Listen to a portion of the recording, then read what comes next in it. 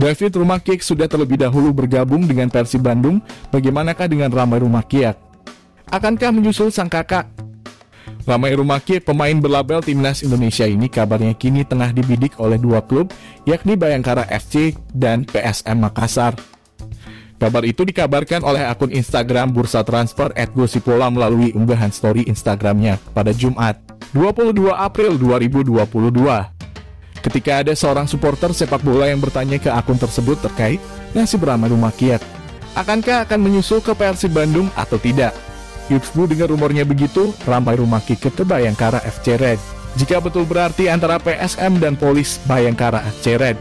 Let's tulis akun tersebut.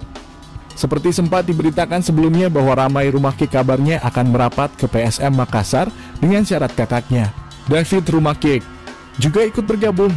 Oh iya, kalau Ramai Rumakik jadi ke PSM Makassar, kemungkinan dia akan bersama kakaknya. David Rumakik berposisi sebagai fullback.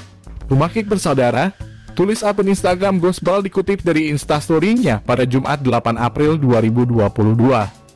PSM Makassar pun kabarnya menyetujui syarat Ramai Rumakik. Namun secara mengejutkan David Rumakik justru berseragam Persib Bandung. Akankah Ramai Rumakik bergabung ke Persib Bandung menyusul sang kakak David Rumakik? Atau justru berlabuh ke PSM Makassar atau Bayangkara FC?